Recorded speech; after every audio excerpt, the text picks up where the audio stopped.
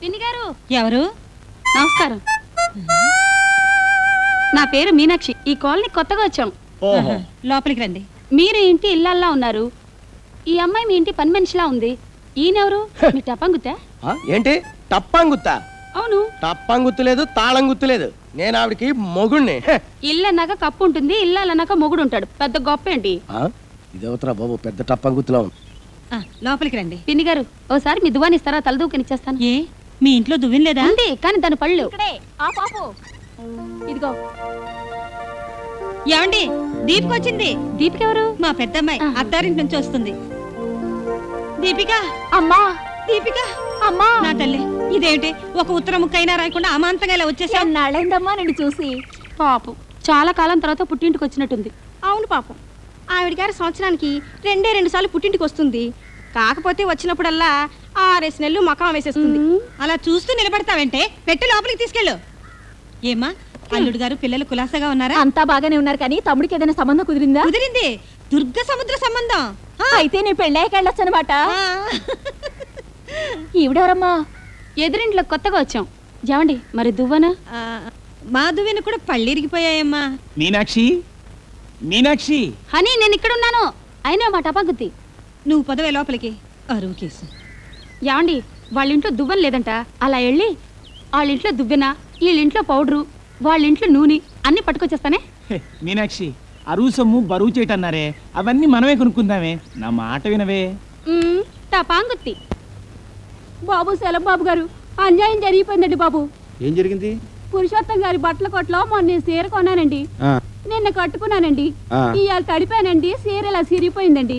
ఈ సీర తీసుకుని డబ్బిచ్చేయమంటే ఇవ్వనంటున్నాడండి. పోనీ ఈ సీర తీసేసుకుని ఇంకో సీరమంటే అది కుదరదంటున్నాడండి.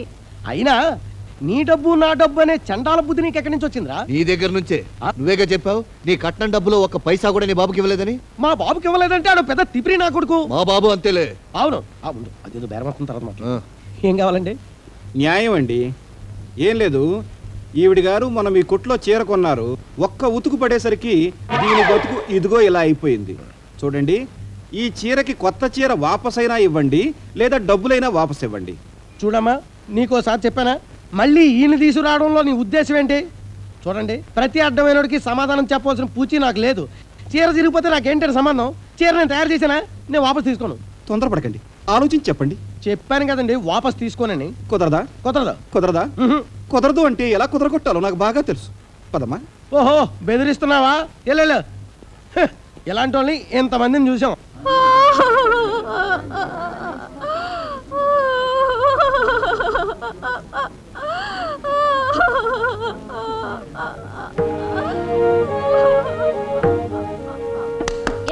అమ్మా, తల్లి, చీర కొనడానికి పెడుతున్నారా? ఈ కొట్లో కొనండి తల్లి, కొనండి. కొనబోయే ముందు ఒక్కసారి ఆ సీతమ్మ వారిని చూడండి తల్లి. ఇదే కొట్లో అదే సీతమ్మ వారు, ఇదే చీర మొన్న కొంది. ఇదిగో బిల్లు. ఒకే ఒక ఉతుకు తెల్లారేసరికి దీని బతుకు ఇలా అయిపోయింది. ఇది చూసిన తర్వాత కూడా కొంటారా? అమ్మో, ఈ కొట్లో మేం కొనం బాబు. గోయిందో గోయిందా. పెద్ద బేరం పోయింది. అమ్మా, తల్లి, ఇటు దయచేయండి. చీర కొనడానికి పెడుతున్నారా అమ్మా? ఈ కొట్లోనేనా? మీ ఆయనతో చెప్పొచ్చారా? ఏం లేదు, పాపం ఆ మహాతల్లి మొగుడితో చెప్పకుండా ఈ కొట్లోనే ఈ చీర కొంది. ఒకే ఉతుకు, దాని బతుకు ఎలాగైంది, ఆవిడ బతుకు అలాగైంది. మరి మీ బతుకులు ఏమవుతాయో తల్లో. గోయిందో గోయిందా. రెండో బేరం కూడా పోయింది. ఇలా అయితే షాప్కి ఎవరు రారు? దివాలా తీయాల్సిందే. ఆ చీర మార్చి ఇచ్చేచ్చుగా. ఇచ్చేద్దాం. ఈ డబ్బా షాపులో చీరలు ఆడపడుతున్నారు. మీరు ఈ పద్ధతిలో దెబ్బ కొడతారని తెలియక చీర వాపస్ ఇవ్వనాను. పొరపాటు అయిపోయింది. వేరే చీర ఇస్తాను. ఈ చీర ఇచ్చేయండి. అది ఈ టైప్? అవునండి. అమ్మే, అది వేరే టైప్ అండి. ఈ బుద్ధి ముందే ఉండుంటే 2 బేరాలు పోయింటే కాదు కదా. అవునండి. జాంగ్రీ, ఇంకెప్పుడు ఇలాంటి బుద్ధి తక్కువ పనులు చేయకు. అమ్మా, అయ్యా, సీతమ్మ తల్లి రా. వాడు వేరే చేరిస్తానంటున్నాడు, అది తీసుకెళ్ళు. అలాగేనండి బాబు. ఇక్కడే ఉతికి తీసుకెళ్ళు. అలాగే. మీనాక్షమ్మా, రండి గారు, కూర్చోండి. ఏమిటి జాంగ్రీ ఎక్కడ? పక్కింటి అయిన సినిమా తీసుకెళ్తాన్నారు, తీసుకెళ్ళమన్నాను. పన్నీ తోటలే. ఏం లేదమ్మా, టీవీలోను తెలుగు మహిళా తెలగపిండి ఒడియాలు, గృహలక్ష్మి గోంగూర పచ్చడి అనే వంట వార్పుల మీద కొత్తగా కార్యక్రమాలు పెట్టాలని టీవీ డైరెక్టర్ నా ఫ్రెండ్లే. గురు, నీకు తెలిసిన మహావంట మహిళ ఎవరైనా ఉన్నారా అని అడిగాడు. ఎవరన్నా ఉన్నారా? ఎవరో ఎందుకనే గారు, నేనున్నానుగా. మా ఇంట్లో టీవీ ఉన్న దగ్గర నుంచి నేను టీవీలో కనిపించాలని నాకు చాలా ఆశగా ఉంది. అలా చూస్తున్నారు ఏంటన్నయ్య గారు? ఏం లేదు, మన సినిమా స్కోప్ సైజ్ కదా, టీవీలో పడుతుందా లేదా అని. పర్వాలేదులేమ్మా, వాడు అడ్జస్ట్ చేసుకుంటాడులే. కాకపోతే టీవీ ప్రేక్షకులకి తత్తర్ లేకుండా చెప్పాలి, అది నీ వల్ల అవుతుందా అని. ఎందుకు అవదు అన్నయ్య గారు? అవుతుందా? ఓ పని చేద్దాం, ఓ రిహార్సల్ చూద్దాం. ఇదిగో ఇది టీవీ మైక్ అనుకో, ఇది మైక్ అనుకో, నేను ఇంటర్వ్యూ చేస్తాను. ఇది టీవీ కెమెరా. మీనాక్షమ్మ గారు నమస్కారం. నమస్కారం. మీకు గుత్తొంకాయ కూర ఉండడం తెలుసా? తెలుసు.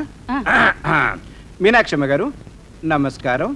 మీరు గుత్తి వంకాయ కూర వండడంలో అనుభవజ్ఞులని మేము తెలుసుకున్నాం. మీ గుత్తి వంకాయ కూర తినాలని అర్జెంటుగా ఎదురు చూస్తున్నామా టీవీ ప్రేక్షకుల కోసం మీరు సవిస్తరంగా వివరిస్తారా? మొదట నవనవలాడే వంకాయల్ని శుభ్రంగా కడిగి పెట్టుకోవాలి. వాటిలో మసాలా పెట్టుకోవడానికి వీలుగా నిలువుగా కోసి పెట్టుకోవాలి.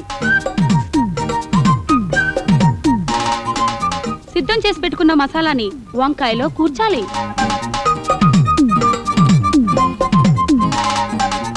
మూకిడిలో నూనె పోసి అందులో వంకాయలు వేసి వేపాలి.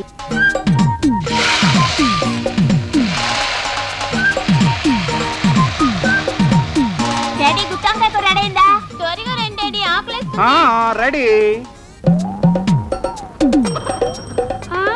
హనీ హనీ త్వరగా రా, ఎవడో టప్పం గుద్దిగాడు నా చుట్టూ తిరుగుతున్నాడు, త్వరగా రా.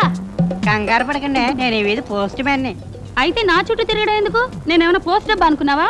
నాకు సైకిల్ ఎక్కడే కానీ దిగటం రాదండి, ఏదైనా మోపు కోసం ఎత్తుకుతున్నాను. అయ్యో పాపం, నా భుజం మీద చేసి. థ్యాంక్స్ అండి. మావారు అంతే, సైకిల్ దిగడమే గానీ ఎక్కడం రాదు, రోజు నేను ఎక్కించాల్సిందే. ఏమిటి ఇది? ఎవరితను? నా బదులు వీడిని తెచ్చుకున్నావు కొంప తీసి. ఈ టపాంగుత్తి ఈ వీధికి పోస్ట్ మ్యాన్.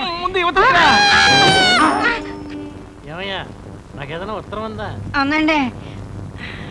మరి మాకు పేరు పి హనుమంతరావు. లేదండి. ఏమండి ఏమండి, ఇవాళ మాకు ఉత్తరం రాలేదట, మీ ఉత్తరం ఒకసారి ఇస్తారా, చదువుకుని ఇచ్చేస్తాను. ఏమిటి, ఉత్తరం చదివిస్తావా? మా తల్లి ఉత్తరం చదివిస్తుందట. ఇంకా నయం, సిగరెట్ కాల్చిస్తాను. పోనీ అదేనా ఇవ్వండి, మా వారు కాల్చి ఇచ్చేస్తారు. నా తల్లి. పిన్ని గారు, పిన్ని గారు. ఏమ్మా, కాస్త మీ టూత్ పేస్ట్ 4 బద్ద ఇస్తారా, వాడుకుని ఇచ్చేస్తాం. అలాగే. సిగరెట్ తీసుకోండి, ఇక తిరిగి ఇవ్వక్కర్లేదు, మీ వారితో కాల్పించండి. టపాంగుత్తి ఇదిగోండి. అదేమిటండి, అనవసరంగా సిగరెట్ కూడా ఇచ్చారు? అస్తమానం మన ఇంటికి వచ్చి సామాన్లు అడిగి పట్టుకెళ్తుంది కదా, అందుకని బుద్ధి చెబుదామని సిగరెట్ లో సీమ టపాకే పెట్టి ఇచ్చా. ఈ దెబ్బతో టపాంగుతైపోద్ది. ఏమండి, సిగరెట్ ఫ్రీగా వచ్చింది, కాల్చండి. ఊరికే ఎవరైనా తాడిస్తే ఊరేసుకోమనేట్టున్నావే, నాకు సిగరెట్ తాగే అలవాటు లేదు కదే. ఫ్రీగా వచ్చిందండి, కాల్చండి. నేను కాల్చను. కాల్చకపోతే తర్వాత మీరే బాధపడతారు. ఏం చేస్తావే, మహా అయితే అన్నం పెట్టవు, అంతే కదా. టపాంగుత్తి. మీనాక్షి మీనాక్షి మీనాక్షి, సిగరెట్ కాల్చుతాను. అగ్గిపెట్టేది ఇదిగోండి, కాల్చండి. థ్యాంక్స్. అద్దంలో మీ మొహం చూసుకున్నారా? ఎందుకు? అబ్బే ఏం లేదు, కాల్చుకోండి.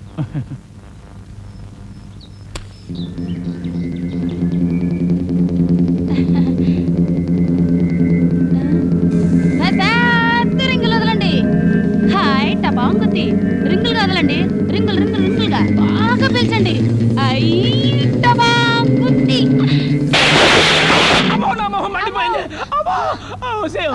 నా మొహం ఉందా ఉడిందా చూడవే. సిగరెట్ పేలిందేమిటి? మా ఇంట్లో వస్తువులు అంతే, అప్పుడప్పుడు పెళ్తుంటాయి. ఇంకెప్పుడు ఏమీ అడగండి.